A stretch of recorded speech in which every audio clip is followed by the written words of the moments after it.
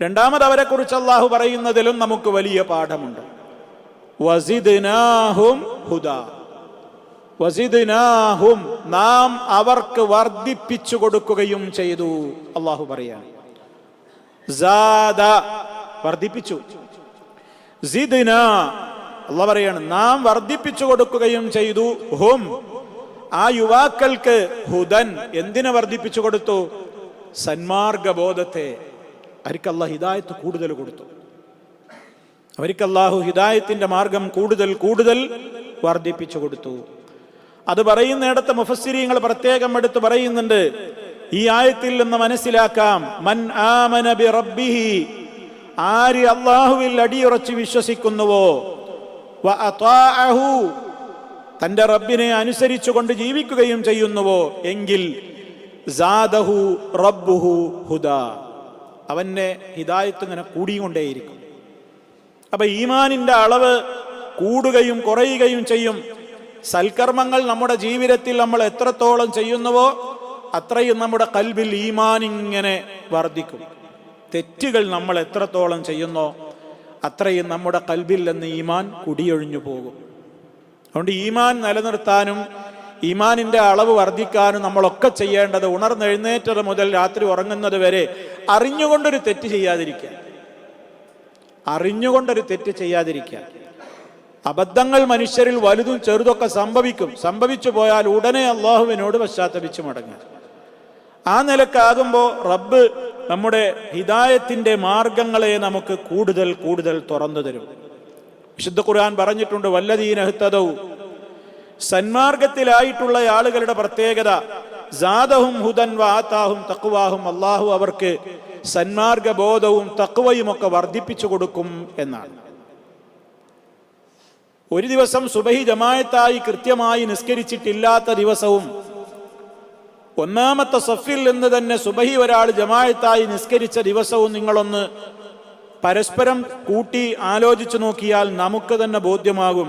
2 ദിവസത്തിൻ്റെയും പ്രത്യേകത വേറെ വേറെ നമ്മുടെ മനസ്സിൽ വേറെ രൂപത്തിലായിരിക്കും.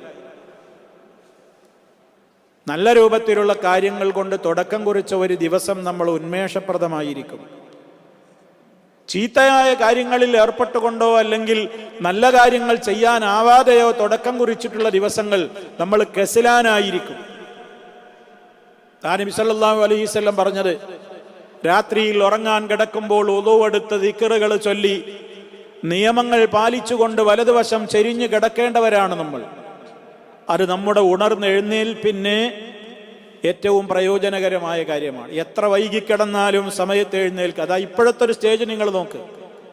ഇപ്പൊ പകൽ 15ഓളം മണിക്കൂറുകൾക്ക് അപ്പുറം പകൽ സമയമുണ്ട്. 8, 8:45, 9 മണിക്കൂർ തികയൂലപ്പ രാത്രി. അപ്പൊ നമ്മളിതൊക്കെ കഴിഞ്ഞു പോയി കിടന്ന് രാത്രി ഉറങ്ങും. 3:57, 58 ആകുമ്പോഴേക്ക് ഫജറാണ്.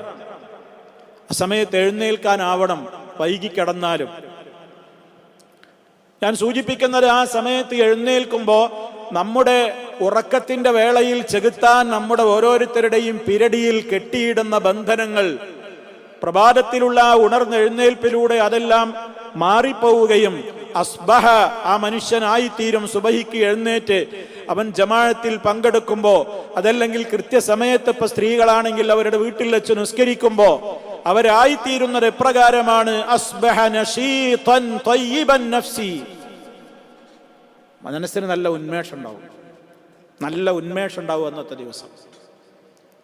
അതല്ല, അങ്ങനെ ഉറങ്ങിക്കിടന്നു, പള്ളിയിൽ പോയില്ല, ജമാഅത്ത് നഷ്ടപ്പെട്ടു, വീട്ടിലുള്ളവരാണെങ്കിൽ അവരും കിടന്നുറങ്ങി, നിസ്കരിച്ചില്ല, ആ വീട്ടിൽ ലൈറ്റ് തെളിഞ്ഞില്ല, അവിടെ സൂര്യോദയത്തിന്റെ മുമ്പേ അവിടെ സുബഹി നമസ്കാരം സമയത്ത് നടന്നില്ല എങ്കിൽ ആ വീട്ടിലെ മെമ്പർമാര് മുഴുവനും, ആ വ്യക്തികൾ മുഴുവനും അസ്ബഹ ഖബീസൻ നഫ്സി കസ്ലാൻ, അവൻ അന്നത്തെ ദിവസം ഫുൾ അവന്റെ മനസ്സ് വളരെ ചീത്തയാണ്. കസ്ലാൻ, അവനന്നൊരു മൂടുണ്ടാവില്ല എന്നാണ്. തൊട്ടതൊക്കെ ക്ഷീണം, തളർച്ച, പ്രശ്നങ്ങള്. ഞാൻ സൂചിപ്പിക്കുന്നത്, ഒരു ദിവസത്തിലെ പ്രഭാതം സൽക്കർമ്മങ്ങൾ കൊണ്ട് ആരംഭിക്കുന്നവന്റെയും സൽക്കർമ്മങ്ങളിൽ നിന്ന് പിറകോട്ട് പോകുന്നവന്റെയും വ്യത്യാസമാണ് പറയുന്നത്. അപ്പൊ ഈമാൻ കൂടുകയാണ്. സൽക്കർമ്മങ്ങളിൽ നിന്ന് വിട്ടുനിൽക്കുമ്പോൾ ഈമാൻ കുറയാണ്.